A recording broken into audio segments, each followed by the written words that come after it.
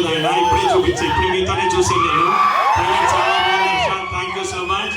Cinema కూడా ఎందుకంటే first తన స్టోరీ చెప్పినప్పుడు ఎంత చెప్పాడో సినిమా షూటింగ్లో కూడా అంత బాగా చేశాడనమాట.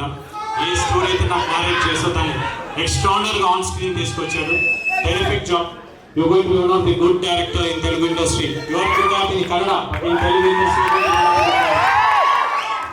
ఫస్ట్ ఆఫ్ ఆల్ ఈ సినిమా మెటీరియల్స్ అవడానికి శ్రీధర్ గారు కారణం. థ్యాంక్ యూ శ్రీధర్ గారు. మంచి డైరెక్టర్ నాకు పరిచయం చేశారు, మంచి కథ తీసుకొచ్చారు.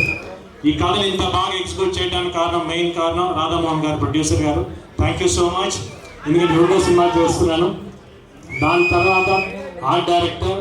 దీంట్లో సెట్స్ చాలా ఉన్నాయి, మీకు ట్రైలర్లో చూసుంటారు. డిఫరెంట్ సెట్స్ చాలా బాగా వేశారు. Thank you. మీతో ఆల్రెడీ పని చేశాను, but this very extraordinary work in this. ఇంకా డిఓపి స్వామి, నాకు తెలియదు ఇదే ఫస్ట్ మూవీ. తను డైరెక్టర్ ఆల్మోస్ట్ 7-8 మూవీస్ చేశారు. కానీ ఈ సినిమా చేసిన తర్వాత తెలిసింది is a very calm person. తన వర్క్ అంతా ఆ స్క్రీన్ మీద చూపించాడు ఈరోజు. Extraordinary work. ఫోటోగ్రఫీ కానీ లైటింగ్ కానీ చాలా బాగుంది Swami. Thank you so much. The same time నాతో యాక్ట్ చేసిన హీరోయిన్స్ ఇద్దరు చాలా బాగా మాలవిక. క్యారెక్టర్స్ చాలా మంచి characters. One of the both characters are very key roles for the movie. చాలా బాగా పర్ఫామ్ చేశారు. Nice to work you both you all. And Naresh గారితో చాలా రోజులు వర్క్ చేశాను.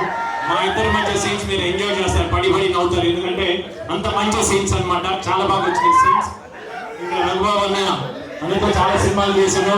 మాకు అన్నదమ్ములా ఉంటాం. డెఫినెట్గా ఆ సీన్స్ మీకు ఫస్ట్ హాఫ్ లో రంబోలా అంటే రంబోలా. ఇంకా సప్తగిరి గారితో ఆల్రెడీ చేశాను. ఈ సినిమాలో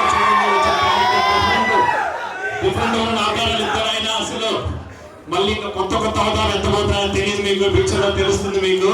కొత్త హీరోగా మళ్ళీ కొత్త సినిమాలు వస్తున్నాయి. ఇంకా ఈ సినిమాకి వర్క్ చేసిన ప్రతి టెక్నీషియన్ కి థ్యాంక్ యూ సో మచ్. ఈ సినిమా మార్చ్ 8న మహాశివరాత్రి రోజు రిలీజ్ అవుతుంది. మీరు అందరూ థియేటర్లో చూడండి, తప్పకుండా చూడండి. ఈ సినిమా మీరు ఎంజాయ్ చేస్తారు.